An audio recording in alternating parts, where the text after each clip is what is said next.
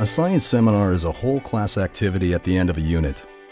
The seminar addresses key science concepts of the unit by allowing students to apply their science knowledge as they practice argumentation.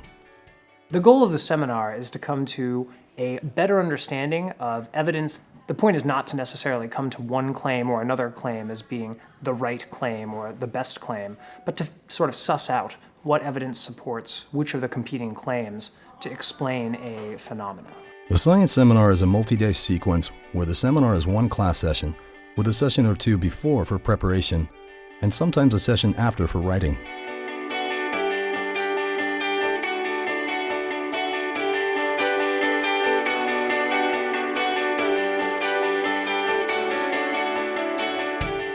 Here, 7th graders begin a science seminar sequence at the end of a heredity unit.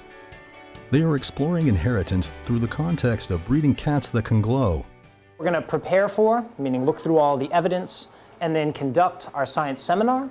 One of the first things we'll do is sort of read a more global overview of the question that we're going to answer.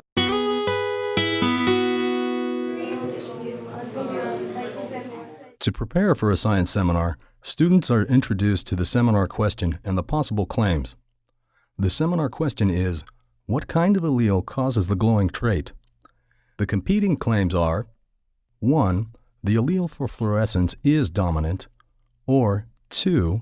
Non-dominant, or 3. Incompletely dominant.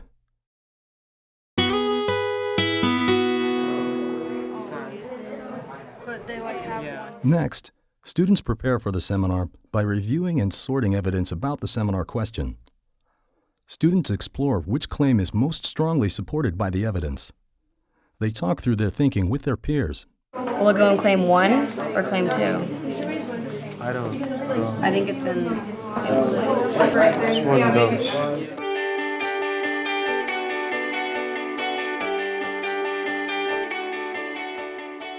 For the seminar, the classroom is set up with 2 concentric semicircles. Students sitting in the inner circle discuss the evidence and claims. Students in the outer circle listen actively and use an observation recording sheet. Halfway through the session, the 2 groups switch roles.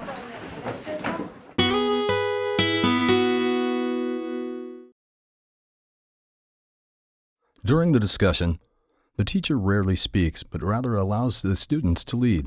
Students build ideas together, work through pieces of evidence, and think about how they relate to the claims. They don't necessarily come to a single right answer. Okay, I'm gonna add to what Nate said. So you used G, we used R. So what he's trying to say is that it's only dominant if it's 2 uppercase R's, and it doesn't glow.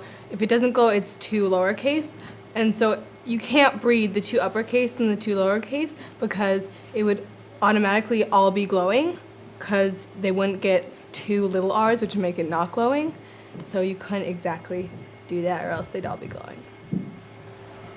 But don't we? Never mind. Well, don't we want them all to glow? Yeah, Yes. but that's not part of what we're saying, kind of. It's like, we're just saying that the gene is, from this pedigree, it's incomplete dominance, because we don't know what the big R would make we do if you made it with a little r, but it's impossible to know if, from this pedigree, what the big R would do, because there's no evidence that it's here. The main argumentation goal of the seminar is for students to practice making and critiquing arguments. They talk to and question one another. Sometimes students even reveal each other's misconceptions, teach one another, and clarify ideas. But I'm confused about what you said about the parents choosing if their kid is male or female. I don't understand. I was just making like a connection to other animals, not cats, that can choose. Oh, okay. Like tortoises can do that. Really? Yeah. Really? Yes. Can you support that evidence?